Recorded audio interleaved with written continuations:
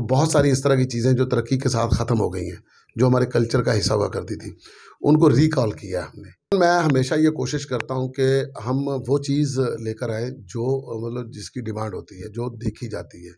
Comedy, कहानी, ये मेरी प्रॉब्लम है। मैं अपनी कहानी को एक कॉमेडी का रंग दे के पहले उसमें बिगाड़ पैदा करता हूँ, फिर उसके बाद उसका सुलझाव। जो डांस है उसका और ड्रामे का, दोनों को मैंने एक डिवीज़निंग कर दी उसकी कि अलग-अलग कर दिया है। पहले हमने पूरा ड्रामा दिखाना है, उसके बाद गाने दिखाने हैं।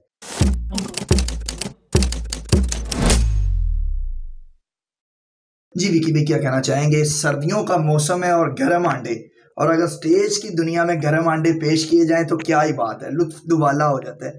तो क्या सरप्राइज दे रहे हैं आज?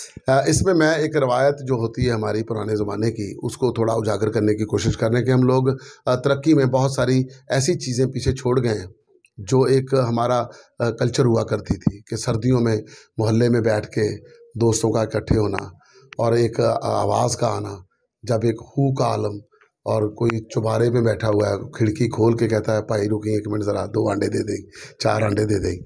एक अकेला आदमी सर्दियों में, मतलब सन्नाटा है, एक चौकीदार है और एक गर्म अंडे वाला है जो अंडे बेच रहा है। उस आवाज़ को हम लोग तरस गए हैं। डाकिये को देखने के लिए तरस गए हैं। तो बहुत सारी इस तरह की चीज़ें जो तरक्की के साथ ख़त्म हो गई हैं, जो हमारे कल्चर का हिस्सा हुआ करती थी, उनको रिकॉल किया हमने। और उसमें हमने सिर्फ ये बताना है अपने व्यूवर को, अपने ड्रामा शायकीन को, कि आप जितनी मर्जी तरक्की करें लेकिन अपने असल को ज़रूर याद रखें। विकी भाई, मजाक का भी साथ में अंसर होगा और सर्दियां हैं, रक्स का भी तड़का लगाया जाएगा, साथ में एक खूबसूरत पैकेज पेश किया जाएगा, इसका मतलब है? जी कुर्बान, मैं हमेशा ये कोशिश करता हूँ कि हम वो चीज़ लेकर आएँ जो मतलब जिसकी डिमांड होती है, जो देखी जाती है। कॉमेडी, कहानी, ये मेरी प्रॉब्लम है कि मैं अपनी कहानी को एक कॉमेडी का रंग दे के पहले उसमें बिगाड़ पैदा करता हूँ, फिर उसके बाद उसका सुलझाव। सुलझाव के बाद कहानी कंप्लीट हो जाती है।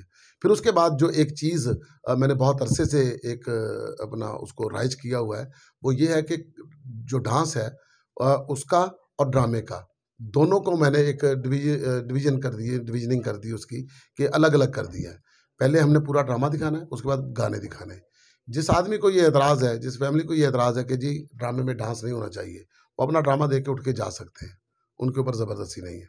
जिन लोगों को एतराज़ होता है जी हमने डांस देखना ही देखना है, उनके लिए सारे डांस एक बार इकट्ठे दिखा दिए जाते हैं। इस गरम अंडे में कौन कौन से फनकार जो हैं वो हमें गरम अंडे बेचते हुए दिखाई देंगे, परफॉर्म करते दिखाई? देखिए, मैं शालीमार में जब से आया हूँ, यहाँ पर असद मुखड़ा जो है वो बहुत अच्छा फ़नकार है और आमर सोना बहुत अच्छा फ़नकार है और इन दोनों ने मतलब इस थिएटर को सँभाला हुआ है।